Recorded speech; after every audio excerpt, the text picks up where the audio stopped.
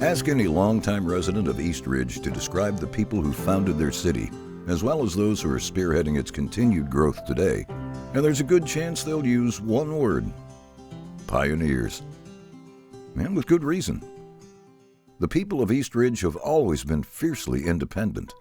In 1921, citizens of East Ridge, with their eyes set on the comforts of peace after years of war, sought to become an incorporated town so they could install electric lights. They met in the East Side School at the corner of Marlborough Avenue and Ringgold Road and had a charter drawn up. Soon after, the Tennessee legislature granted their charter, and in 1922, the newly incorporated East Ridge would install electric lights when more than half of Americans were still lighting their homes with gas or candles. But the independent pioneer spirit of East Ridge didn't start with a charter or lights. No, it actually dates back to the settling of the area some 70 years earlier. In the early 1840s, real estate property surveyor Presley R. Lomenick moved his family from South Carolina to the Tennessee Valley. Lomenick didn't want to live in Chattanooga and instead took up residence on the east side of Missionary Ridge. Others, like the Green, Connor, Smith, Boyd, Lurch, Hardis, and McBrien families, opted to bypass Chattanooga as well and joined the Lomenicks east of the ridge. So these families that settled East Ridge, when they came here, like so many in that day, whether it's East Ridge community or somewhere else, they were looking for something. And they were looking to invest and build in a community.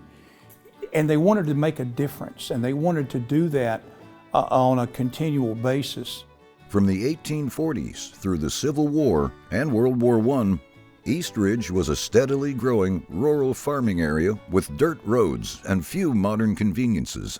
But after those electric lights were added in 1922, telephone and water lines quickly followed, ushering in a residential and commercial building boom in the 1930s and 40s. Things really took off after World War II. In the 1940s and post-World War era in East Ridge, we were the fastest growing city in the United States. It was growing at a 400% clip. As a matter of fact, our population was closer to 30,000 then than the current 21,000. So it was exploding. And many businesses came and built up and down the commercial corridor in Ringgold Road. You could buy almost anything you wanted in East Ridge. The iconic Kingwood Pharmacy opened in 1945, and in 1946, real estate developer, builder, and philanthropist Weldon F. Osborne, a pioneer in his own right, opened the Osborne Shopping Center, the first open-air mall in the state of Tennessee. If you look at a lot of the structure in East Ridge, both commercial and residential, he had a hand in a vast majority of it. And that's what really pioneered the city of East Ridge, in my opinion. By the time Osborne opened the famed Cascades Motel in 1952, his shopping center had grown to 54 stores, and the population of East Ridge had grown by more than 200%. By 1970, the population had more than doubled yet again. The city had also upgraded its sewers, roads, and police department. But a 100-year flood in 1973 did millions of dollars of damage and threatened to grind the city's growth to a halt. The flood of '73, I remember being down Altamira, and I think that was Sunnydale Lane, in a boat and helping get people's furniture out of their house. I was a senior in high school. We've come a long way since 1973 through the Army Corps of Engineers and the assistance we got from the state. Now we don't have near the flooding problem that we once had. East Ridge would push back on Mother Nature and push forward with numerous projects, including the construction of 3 hotels, the grand opening of the East Ridge Center Shopping Center, and the unveiling of the new East Ridge General Hospital. The biggest project during this period, however, was the purchase of the 175-acre Crow Farm, which would eventually become Camp Jordan Park.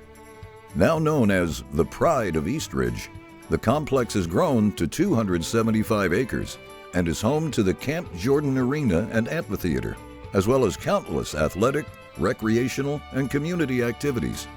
That big calling card that East Ridge has that really very few others have is Camp Jordan Park. And the number of things that you can do there is literally something for everyone at Camp Jordan Park. The next 3 decades saw more slow but steady growth. The hospital was expanded. A new city hall, complete with a new modern library, was built.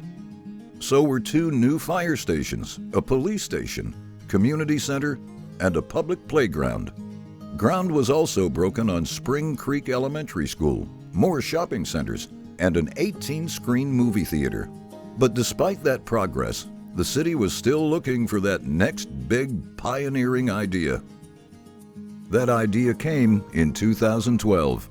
In 2012, the state of Tennessee passed the Border Region Tourism Act, an incentive program designed to promote economic development.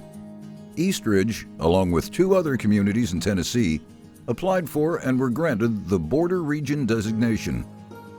To say the Border Region Act has had a profound impact on East Ridge would be an understatement. Most of the people in East Ridge had a defeated attitude. The word that you kept hearing when somebody would mention East Ridge was, well, we're landlocked, we can't do anything. Well, I think the Border Region Act showed that yes, we could do something in East Ridge. That was the shot in the arm that we needed.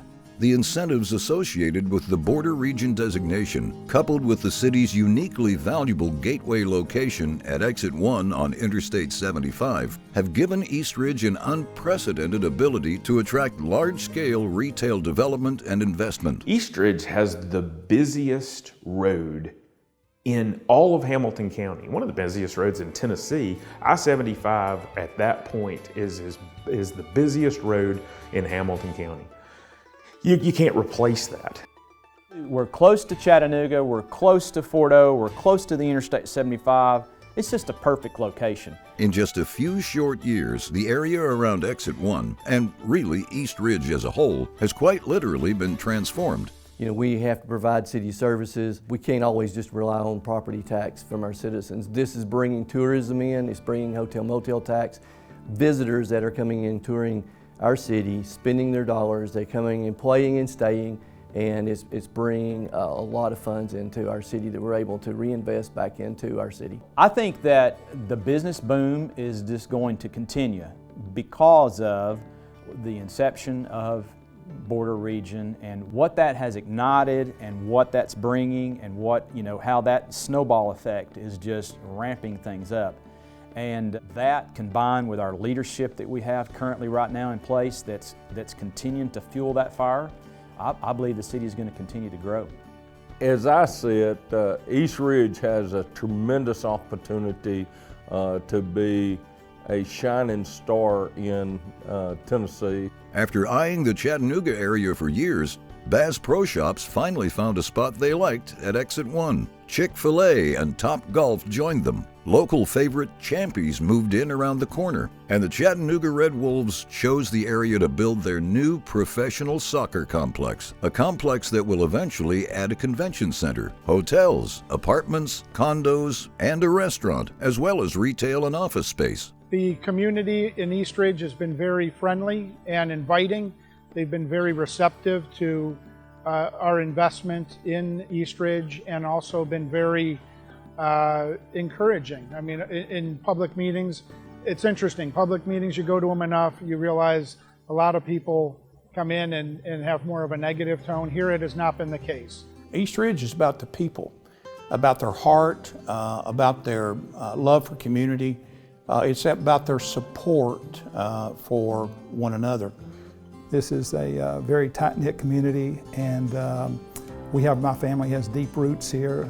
My brother and I grew up here. We went to high school, junior high, all of the school systems here in East Ridge, and at our businesses we get to service the vehicles of people we went to school with and also their parents, and even furthermore teachers that taught us at East Ridge High School are still customers of ours, and it's a real joy to work with them. It's amazing the people you know. When you talk to about 50 to 75 people, different people every day, it's amazing how everything comes around in a circle. It's true. No matter how much East Ridge grows or how many exciting changes are on the horizon, the city's true greatness always comes back to its people. Well, I think East Ridge has a very promising future ahead of it. There's a lot of opportunity, a lot of attention. Investment is the key. And having people that are willing to invest in East Ridge and make long-term commitments and bring those investment dollars here instead of other areas, that's important. That's what it's all about. The city has changed a lot in the last decade. Determination is probably the number one reason. The people of East Ridge are very independent. They want to make their own way. You hear about new developments every day, really. So it's an exciting time for East Ridge. A lot has happened in the last 100 years. We can't wait to see what the next century will bring for East Ridge and who will be our next generation of pioneers. Hey East Ridge, Governor Bill Lee here. As we celebrate 225 years of Tennessee statehood, I'm honored to celebrate this 100-year milestone with you today. I commend you for the progress and the growth that this city's seen over the last several years. As the gateway to Tennessee, you represent the very best of the volunteer state. I look forward to your continued growth and your prosperity over the next 100 years. Happy 100th birthday, East Ridge.